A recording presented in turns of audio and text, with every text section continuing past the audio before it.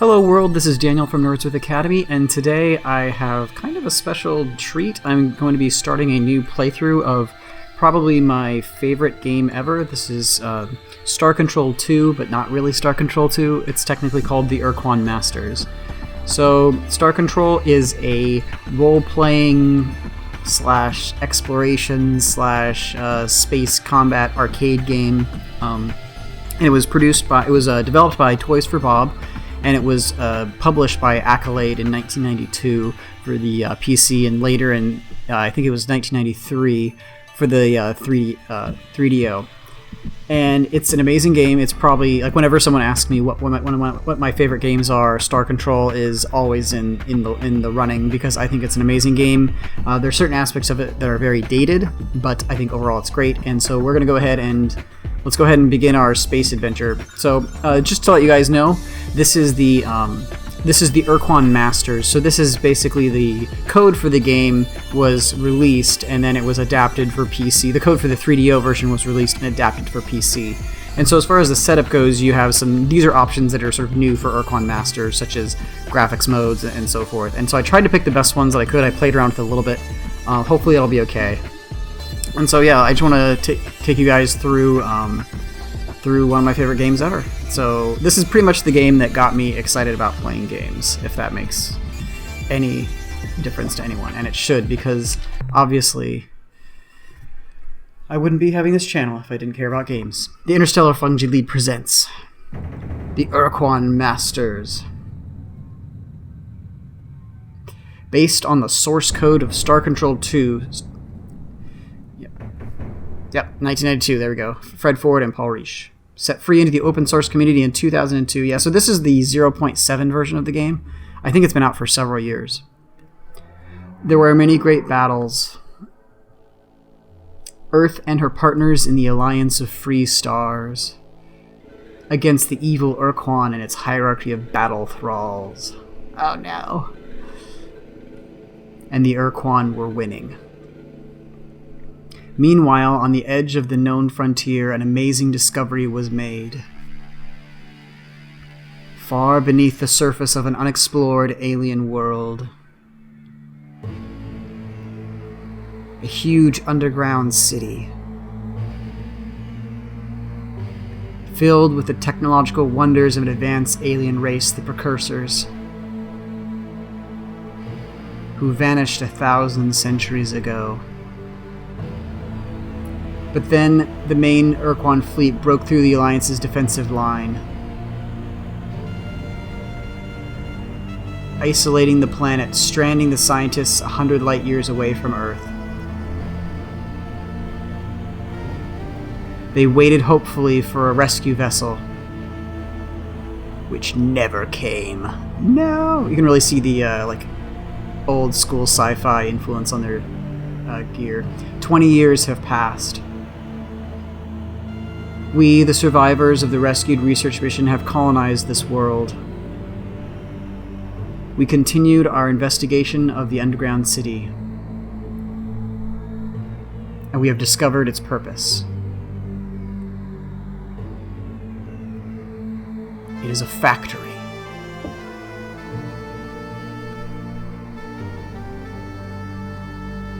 A factory for building starships. Or starship singular, I guess. But there aren't enough materials to make a complete vessel. We can finish only the skeleton of one starship. But that must be enough. Because you must captain the vessel. And return to Earth.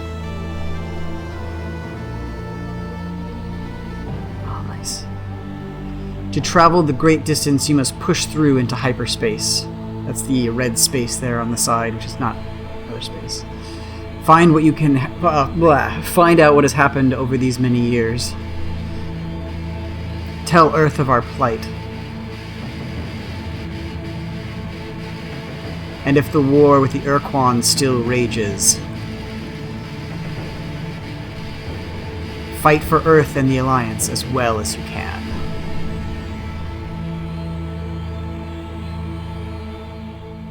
So this is so this takes place basically 20 years after the war in Star Control 1. And actually, we're going to go ahead and update our manifest, obviously, because that's not what we want. Hang on, let's see. Yeah, so one thing you'll notice is the game has there's several different things. So this is like the system navigation screen, and then there's also a sort of galaxy or sector quadrant.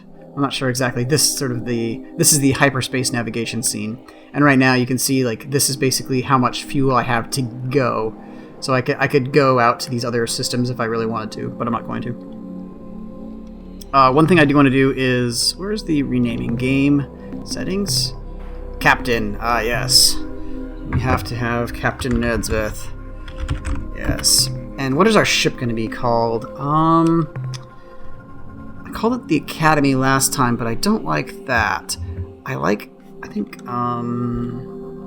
about the Columbia? Ooh, I like that. That'll be good. Okay.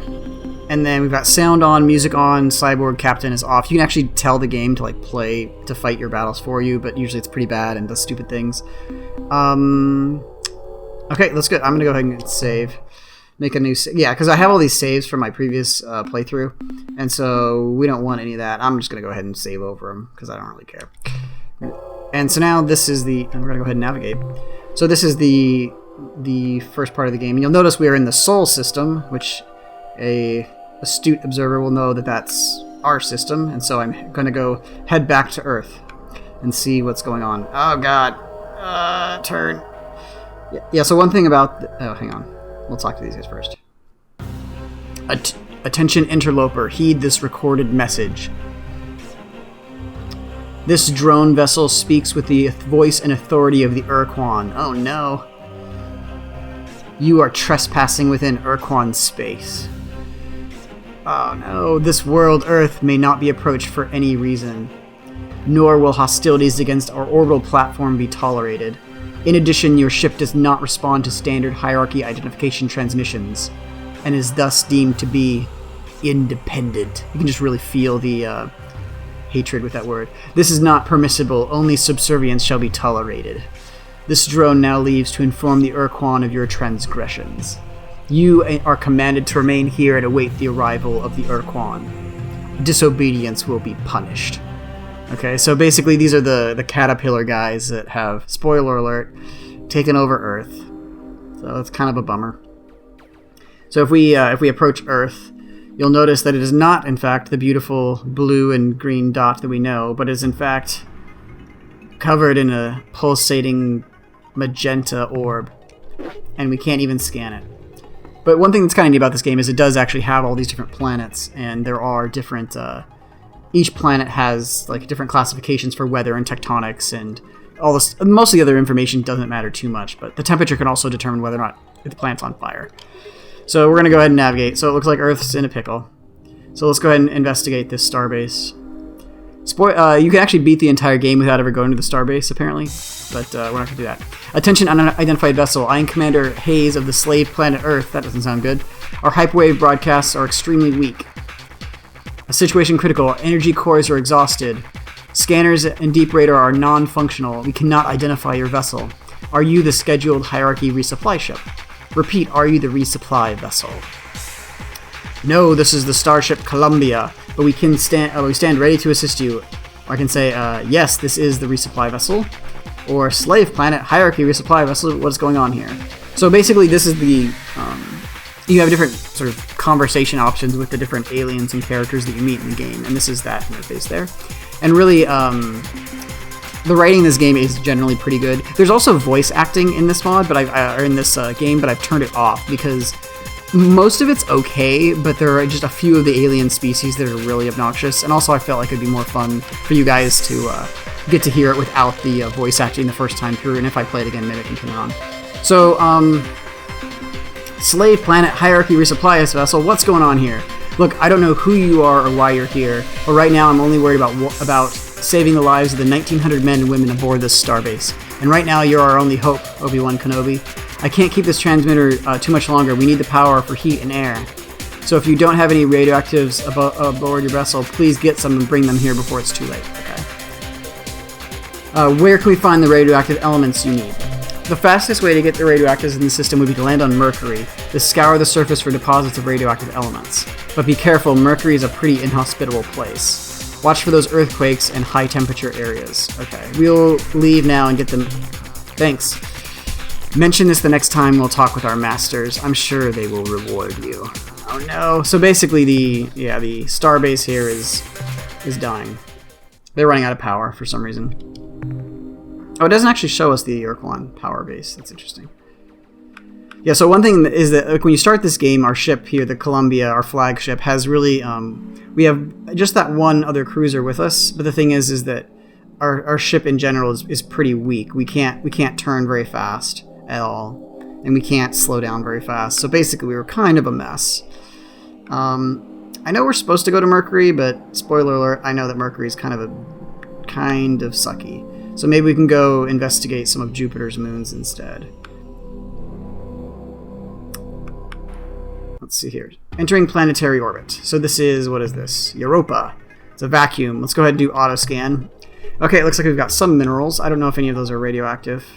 I can't remember where the radioactives are, to be quite honest, but I think it might be these orange ones here. Let's see. So this is the planetary dispatchment view. And so basically what this allows us to do is we launch this little lander, and then we can go and we can pick up these materials, and we use them to get... This is sort of the resource gathering portion of the game. And this is how you get minerals, basically. And then you use those resources to upgrade your main ship or to buy new ships. I think you can... I don't know if you ever buy stuff from other aliens with them.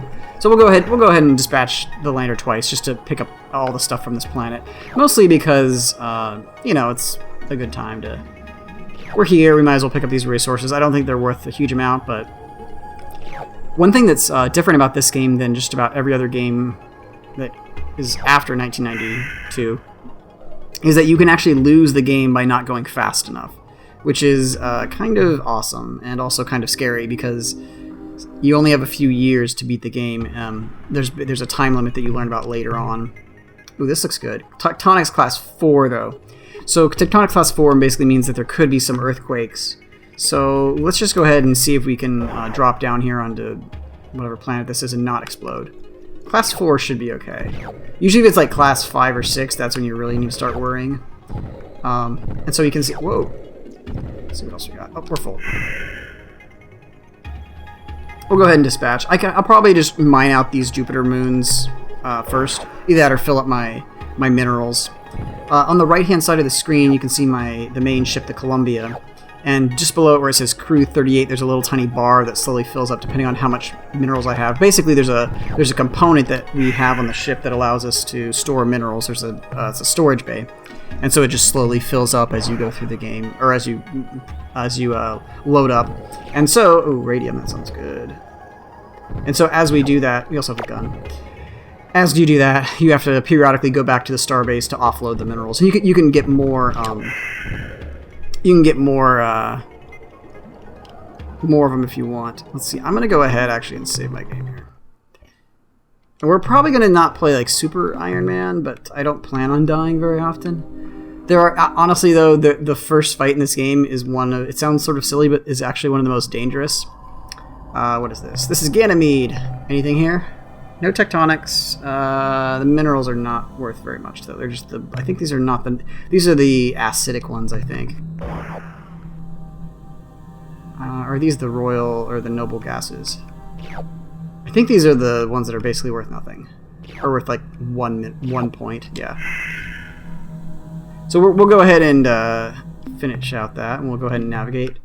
You won't worry about that other moon, but generally you want to sort of mine out the systems around your home base, because really, so the first part of the game is the first maybe third of the game is basically getting enough minerals to get your ship powerful.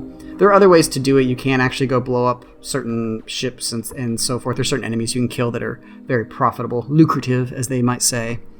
But I prefer just to do the mining because it's actually kind of calming. I find as long as the world's not too crazy. So we're going to go ahead and give these guys our minerals. I think some of them are radioactive. It said radium. I think that's one. Like, we also check our manifest, cargo. I think it's these ones. Yeah, radioactive. So we've got a whole bunch of radioactive materials now, so that's good. So hopefully we can save these guys. One thing that I'm not sure how I'm going to manage is I'm not sure how I'm going to manage the quest log, because there is not a quest log for this game. Did you find any radioactive elements for our power cores? Yes. We are ready to, what will you give us in exchange for radioactives? We can try to extort them a little bit. I'm sorry, Captain, your message was garbled. Our receivers have very little power. Okay, fair enough. We require certain information. I couldn't quite make it out, Captain. Can you please repeat? Okay. Well, ready to transfer radioactives. We're initiating transfer of radioactives, Captain. Now, as soon as our engineers retrofit the energy cores... Much better. Power ratings are climbing, life support back into the green. There you go. Deep radar systems and sensors now online that can scan your vessel. What the hell kind of ship is that? Just who are you, Captain? I'm Captain Nerdsworth of the Starship Columbia. We are the survivors of a Star Control science research team from the Vela star system, or to the Vela star system. I need to explain a few things first. What do I want to know? Let's see. What's the purpose of the Starbase? The Ur-Quan slave law requires that we maintain an orbital space platform to assist hierarchy vessels which are in need of fuels or repair. Since the shield around the Earth cuts us off completely from the planet, we are dependent on the Ur-Quan supply ships for our non-renewable resources. The resupply vessels are supposed to arrive every 5 years, are supposed to arrive every 5 years, at which time the Ur-Quan somehow penetrate the shield and exchange those of us up here, with replacement personnel from the surface. Okay. What is that strange glow around Earth? When the Alliance lost the war, the Ur-Quan gave Earth a single choice. Join the hierarchy as battle thralls and fight for the Ur-Quan to enslave other sentient species, or become fallow slaves and forever be imprisoned on a single world, encased in an impenetrable energy shield here on Earth. We chose not to fight for the Ur-Quan. Oh, let's see. Where are the Ur-Quan now? Soon after the Earth accepted the Ur-Quan's oath of fealty, they departed, leaving behind a battle group of Spathi and Ilrath ships based on the moon. Okay, so there's a moon battle. Commander, what was that red, fast-moving object in orbit around the Earth? That was that little probe thing. That was the Ur-Quan security drone. It keeps an eye on us. Captain, what happened to the spy drone? We destroyed it. Yes, sirree, we blew it to bits. Phew, that was a close one. If that probe had gotten away up into hyperspace, we'd be up to our ears in dreadnoughts in no time. What a relief. Okay, that was good. I am Captain Nerdsworth of the Starship Columbia. We are... Okay, yeah, we're doing that. Star Control Science Mission A. Captain, I served as a Star Control officer during the war aboard several cruisers in the Coreward Front. And if there had been any scientific mission to Vela, I would have heard about it. Oh yeah, it was highly secret. Now I come to think of it, there was some rumors that Corridor 9, the Special Operations Division of Star Control, was directing some hush-hush operation near Anderson space. The Vela system, yes, that would be the right direction. So, Captain, if you were to say it's true, how do you explain that huge alien starship you're flying? And why are you here? What do you want from us? We've returned to Earth to give you the technological secrets of the Precursors, and to help you fight the hierarchy. Yeah, let's take it to the Ur-Quan. To fight the Ur-Quan, to win back our freedom. Yeah. I remember having such thoughts myself once, a long time ago. But that was in the first years after the defeat, when it was still terrifying to look... Oh, hang on. When it was still terrifying to look up and see that bloody glow of the pulsating slave shield overhead. Through day and night we were gazed up at that impenetrable wall, as though our sheer power of our hatred would pull it down. But over the years, I spent so much of my time struggling, down on the surface under the shield and later up here trying to keep the station alive, that I've forgotten what it means to be free, to hate our Ur-Quan Masters. And now, here you are, an alien ship of unknown power, offering me your assistance to fight against the hierarchy again after all these years. Captain, your offer is intriguing. It's tempting to think that with your advanced Precursor technology and reassemble the Alliance to attack the hierarchy and this time win the damn war. But consider the consequences if we should fail.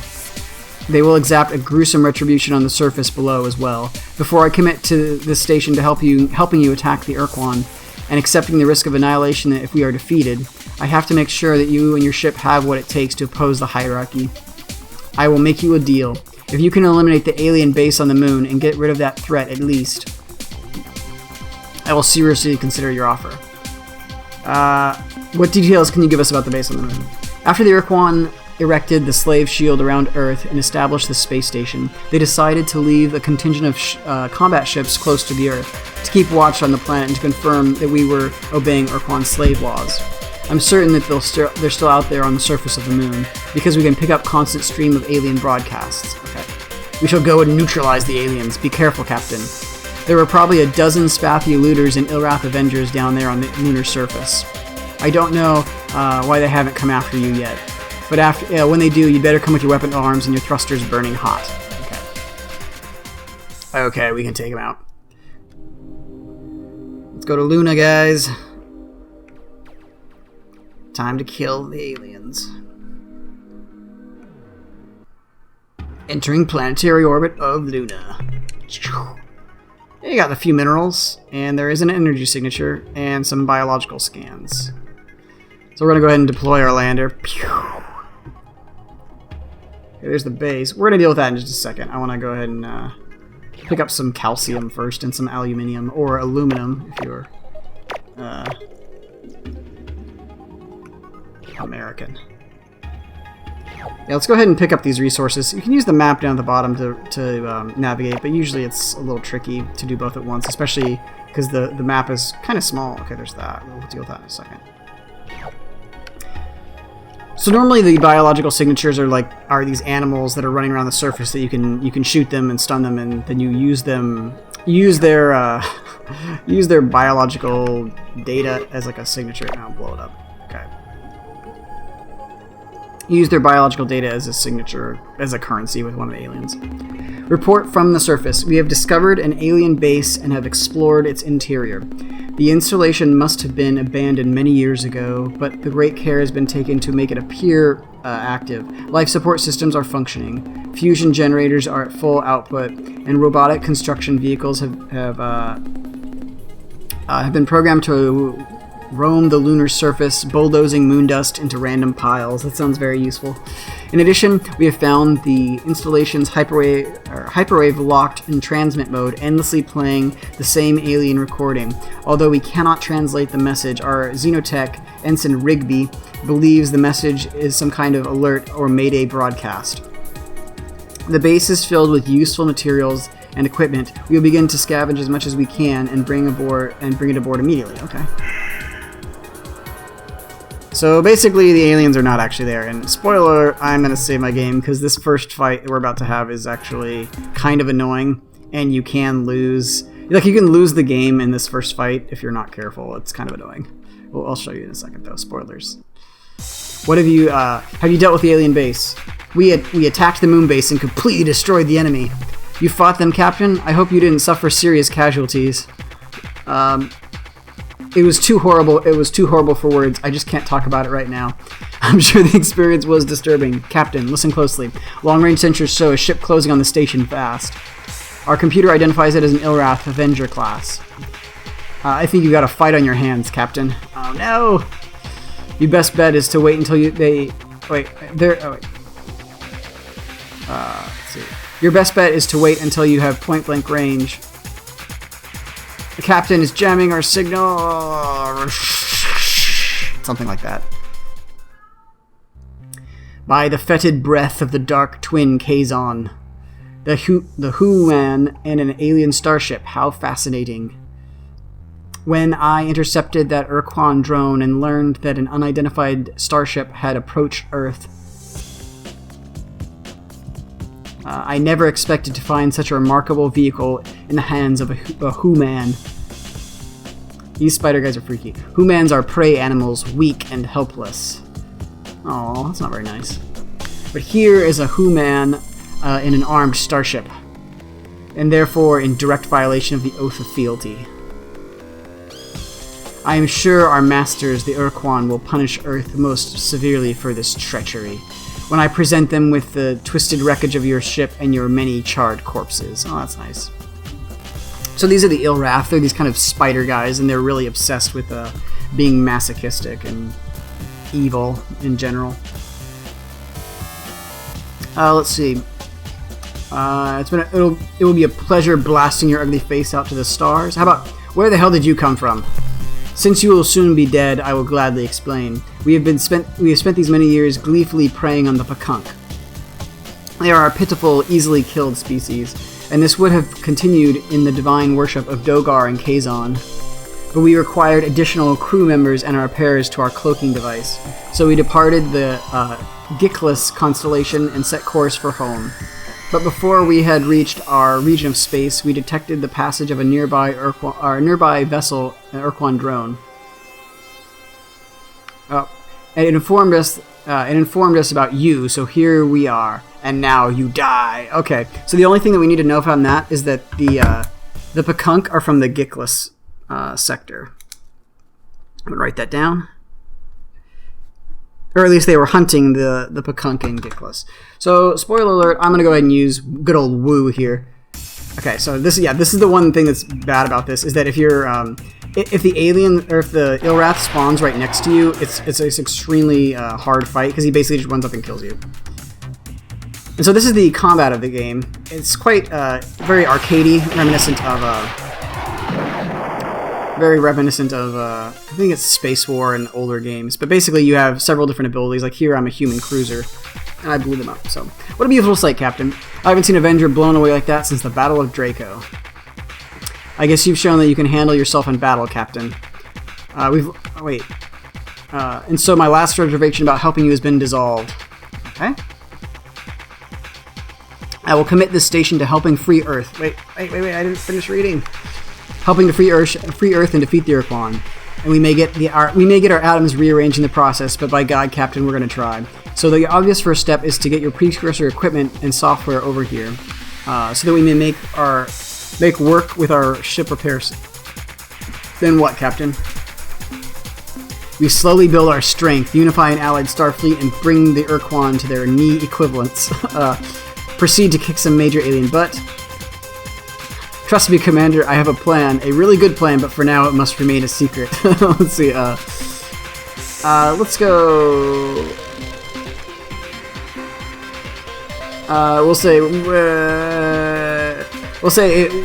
we will slowly build our strength, unify an allied Starfleet, and bring the Ur-Quan to their knee equivalents. A sensible plan, Captain. Let's get to work. By the way, Captain, I think this we need. Oh wait, that's great. We need a new name for this alliance we're going to forge. And since it was your idea, it's only fair that you get the honor of naming it. So what will it be? The New Alliance of Free Stars. So in Star Control 1, the force that Earth is on is called the Alliance of Free Stars. The Concordance of Alien Nations, the CAN. That would be kind of... The Empire of Nerdsworth, that sounds good. The United Federation of Planets. Or the... Oh wait, no, what's the Futuron one? The Dupe? The Democratic Order of Planets or something? Let's go with the New Alliance of Free Stars. Will be sort of classic, I think, in this playthrough. Okay, sounds pretty inspiring. So be it, the New Alliance of Free Stars. Yeah! Now, Captain, I expect the configuration process for the Starbase to take at least 2 weeks, so let's get to work. Okay. Good old Columbia. I have good news to report, Captain. We successfully integrated the Precursor technology from your ship into our fabricator system. And as you see, we have already begun minor repairs on the Columbia, patching up some of the micrometeorite holes. There we go. We noticed that your ship does not have an emergency warp unit, so our engineers rigged some up for each of your escorts. Now, should you be coming to it, now you should be able to escape from a bad situation with a touch of a button, but there is a cost, however. The unit gulps up 5 units of fuel each time your Precursor ship uses it. Also, we also have the limited capacity to make modifications to your ship. This is what we want. To refine starship fuel, to build additional combat ships, and to train new members of your crew for the Columbia and any ships you acquire in your fleet. Captain, I know you're eager to get to work, so I'll be brief.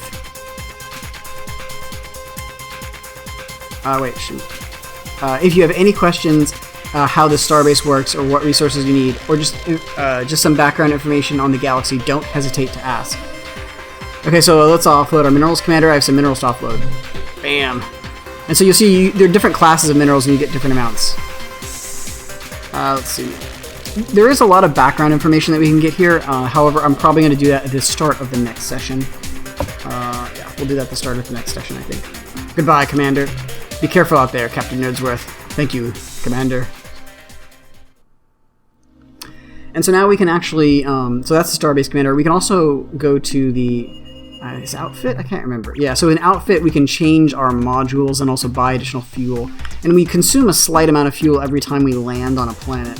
However, I really think that apart from a tiny bit of fuel, the best thing to get first is to upload our thrusters and our turning jets. Because this allows us to not suck, basically. It allows you to move around the world faster, and it also affects you in combat. So I always, like, if we have just a tiny bit of fuel to get around, that's probably enough. But really, we have 4,200, so I think we should probably get thrusters and just a couple, maybe like 2 turning jets. Let's see, we'll grab this turning jet. Those are 500. So we'll grab 2 turning jets and then like 5 thrusters maybe. That gives us a little. That gives us 700. So then we can buy at least a couple hundred of fuel here. Let's see. What do we want? Go down to 500. Yeah. So we have 20 fuel. That should allow us to. That'll allow us to get through the initial stage of the game. I think. I think we want 1 more thruster or 1 more turning jet. This is the first thing that I always max out, though, and then you'll see that we have all these other slots, and we can get like additional crew capacity. Crew is basically like how much damage your ship can take before it dies, and you also use crew with your landers and so forth. We don't need more landers yet, but you know, I think normally I kind of do a balanced thing, but I'm gonna go with just more this time. Oh no, what happened? My game just did something weird. I'm gonna save it out. Anyway, I think this is a good spot to stop for episode 1, guys. So hopefully you guys are enjoying this so far, and when we get back, we will we'll talk about the Starbase Commander, and then we'll explore the rest of the Sol system and maybe even beyond. Anyway, I hope you guys are enjoying this so far, and I will see you guys next time.